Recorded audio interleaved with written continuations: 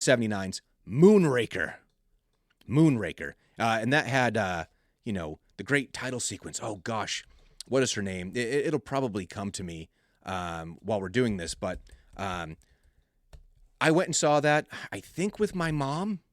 I'm not 100% sure. Yeah, I think it was with my mom. And I just know, it was Shirley Bassey. Shirley Bassey. So she did a couple of,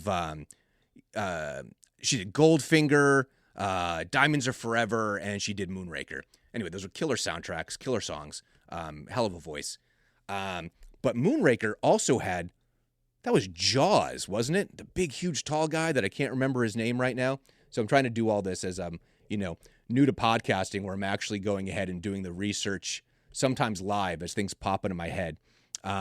Richard Keel. Yes, Richard Keel. He was known as Jaws. American actor standing 7'2". He was known for portraying Jaws in The Spy Who Loved Me and Moonraker. Now, Spy Who Loved Me, 1977. I didn't quite remember that. Anyway. Oh, yeah, he was in Happy Gilmore, too. Anyway, that was kind of just a fun movie. I guess I'll have to go back. I'm going to watch a lot of these just because they're fun. Now, I just should say something. Some of you might say you're 5 and you're seeing some of these movies, and it might seem strange. Now, bear in mind, I had teenage parents. So we're talking about when I'm 5, they're in their early 20s. And the basic designations for movies are basically like PG or R. It's like G, PG, or R. Like that first Star Trek movie was rated G. I think now it's rated PG. A movie that came out a few years later, Raiders of the Lost Ark, I think that came out as PG, and that was the movie that actually initiated the need for PG-13. But Moonraker, I don't know, it was probably PG. I'd go back and look. But a movie that doesn't seem like it was PG was the movie 10 with Dudley Moore and Bo Derek. I am something like, okay, I'm hedging my bets a little bit, like 80 some odd % sure that I saw that in the movie theater. Like Bo Derek was a huge star, and Dudley Moore, I feel like I went and saw like every Dudley Moore movie in the movie theater. But Bo Derek was like the pinup, like she was the girl at that time. And I remember being as a kid even recognizing, wow, she's a really beautiful woman. And I know, okay, I shouldn't say that. My memory could be faulty. I just know that I see these movies, and I kind of remember being in a movie theater seeing them. The Jerk with Steve Martin and Bernadette Peters. Rocky 2. I know I saw Rocky 2 in the movie theater, and I also saw Rocky 3 in the movie theater, and Rocky 4, and so on and so on. Another movie, Tearjerker, The Champ. Do you remember The Champ? That was with Ricky Schroeder. My gosh, even as a kid, that made me cry. It was like the saddest thing. The Main Event, that was what, Barbara Streisand and Ryan O'Neal? Now, this is something that came to me when I saw Main Event. I believe, and I mentioned last week, the Meriden Hub. The Meriden Hub was the first mall or the second. I don't know what order the Meriden Square or the Meriden Hub came from, but I could have sworn there was a movie theater in there as well. If anyone knows, tweet me, DM me, message me, whatever it is. I could have sworn that there was a movie theater in the Meriden Hub, and I saw the Main Event there. And I might have seen Grease there as well. Now, I could be kind of conflating this with the movie theater in Wallingford. That was kind of like their version of the Meriden Twin, which I think was only like a couple of theaters. But I either saw it there or in Wallingford. But then shortly after, so I mentioned cable. Do you remember Disney's Black Hole? That was a dark movie for a Disney movie. But I must have watched it like 5, 6, 7, 8, 9 times when I was a kid because my grandmother, actually both my grandparents, were the first people I knew who had cable. So that was the first time I was exposed to, being able to watch one of the movie channels or whatever it was. I watched Kramer versus Kramer because I was a kid of divorce, and I don't know, I watched it. I thought it was interesting. But now here's the list of other movies that came out in 1979 that some of them I didn't see until many, many years later, or within a few years. One in particular I know I saw a little too young, but I'll get to that in just a second. So here are the movies. Alien, absolute legendary movie. I mean, it's just Alien. It launched the whole series. Was that Ridley Scott? Or was that, yeah, Ridley Scott. Because Aliens was Cameron, right? Amityville Horror. Now, you have to understand that I saw that movie. So I mentioned that kid, Christopher, my dad's friend Dale's son, Christopher. Now, Christopher would always find ways to do stuff that we shouldn't do. Just ingrained in him. I got in trouble with him all the time when we were little. Or actually, we got away with a lot of stuff, I should say. But we watched the Amityville Horror. I was doing a sleepover over there, and we watched it. So you have to fast forward, I don't know how many years, 5 years or something like that. And we moved into an apartment on Arch Parkway in Meriden. And my bedroom was up in the attic. And there was a window that always had flies in it. Like always. There was no source. So just like the Amityville Horror, what is the reason for all of these flies? Absolutely terrifying. Absolutely terrifying. They never went away. I would kill them and kill them and kill them, and they would come back.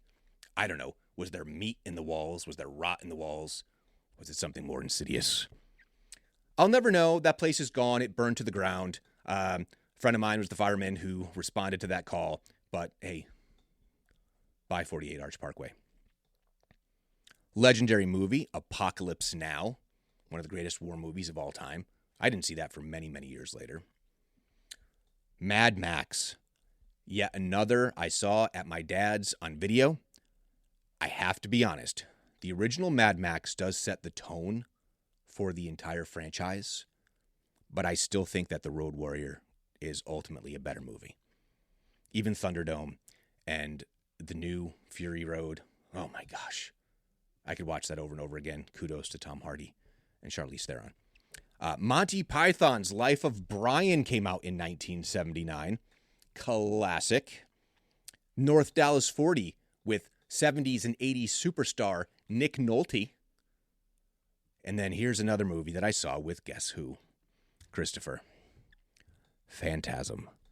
Phantasm is absolutely terrifying. Now, I'd watch it now as an adult and be like, okay, this has some cheesy elements.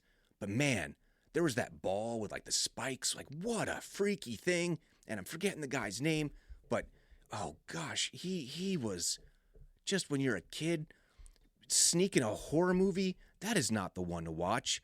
Of course, I mean, stuff like Poltergeist became, huge hits. And it's like kids were watching it because it was rated PG.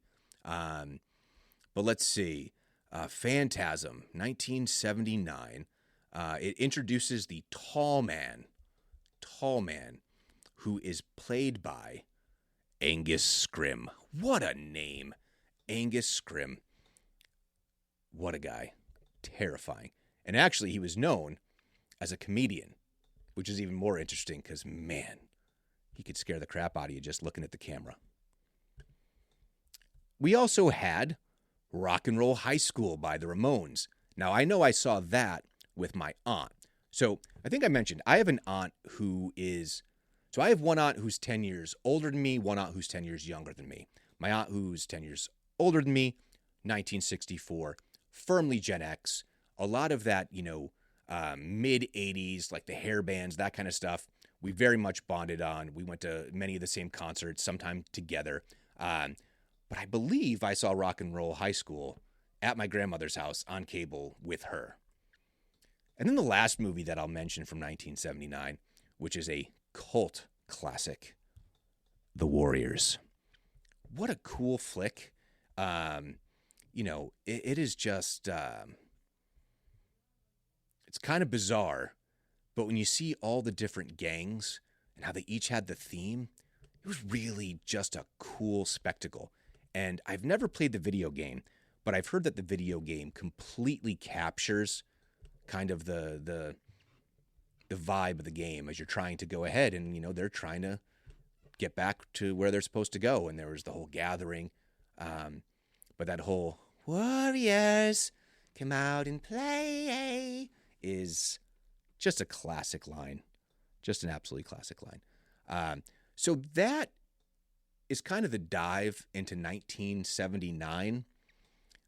I call this my first year of real firm memories. But there were a couple other things that I was thinking about. Because I'm fairly certain that in 1979, I got chickenpox. Now, the reason that this sticks out in my mind is because I was, of course, had to stay home from school. And one of the things that I watched, and you talk about how time changes things and how we look back fondly on certain things, but when you find out kind of the behind the scenes of things, it takes on a different tone. So there was a segment, I don't know. Well, first of all, if you were staying home from school, you could watch things like Captain Kangaroo and Sesame Street and Mr. Rogers. But there was also this segment called Picture Pages. And Picture Pages was with Bill Cosby. And Bill Cosby had like a magic pen or whatever it was. And I just remember being on the couch for days, so sick with the pox. And I just watched episode after episode of anything that was on. But yeah, I mean, you look back and Bill Cosby was the American dad through the 70s, the 80s. And really, you think about it, you get into the late 2000s. Well, not late 2000s, but 20, gosh, what year did this all start? So I would say the last 5 years, maybe, where we have a completely different view of Bill Cosby. Yeah, I think so many people have this lens of who he was back then. And it's such a juxtaposition from what we know of who he really was, or at least, wait a minute, allegedly. Of course, I do believe once you get indicted, you can still, or actually convicted, it goes from allegedly to actual. But yeah. What a different time. What a different place. So that is 1979. I'm not saying the next episode is going to be 1980. I could jump all over the place. I'm lining up guests as we speak. Well, I guess not as we speak, but in theory, I have been working on that. And a couple of the folks that reached out to me after my first podcast, people I had mentioned and haven't connected with in a while, who are thankfully, after hearing the first show, still eager and willing to be a part of the show. And I'll be lining those up, hopefully for this week and next, so it's not just my voice. Yeah, I just really appreciate all the feedback and the kind words that I've gotten. So I'm going to ask a little bit of all of you. I'm trying to go ahead and grow the show because I think it's fun. And hopefully it comes through that this is a labor of love.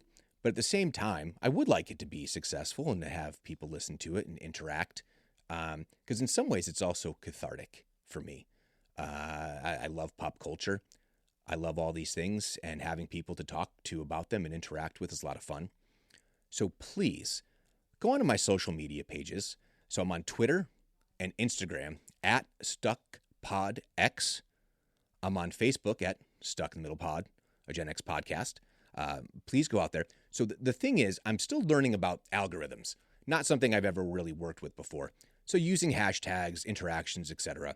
One of the key things on Facebook business pages is that once you get 10 likes, it boosts engagement. So actually I move up in the algorithm. So if you're enjoying the show at all, please hop over to my Facebook page, give it a like. Please share it on Instagram, Twitter, whatever your choice is. Please go ahead, hit like, please subscribe to the podcast. It wasn't available last week as recording, but I'm now available on Spotify as well. So you can find me on Spreaker, iTunes, Spotify, and also on YouTube. Now, just a quick note about YouTube.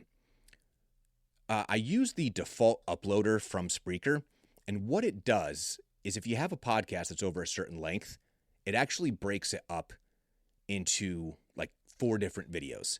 So it's not exactly ideal, but I'm still working through a lot of the technology. And I'm also a little concerned tonight that my sound quality might be a little bit different, because I did find that when I get done with it,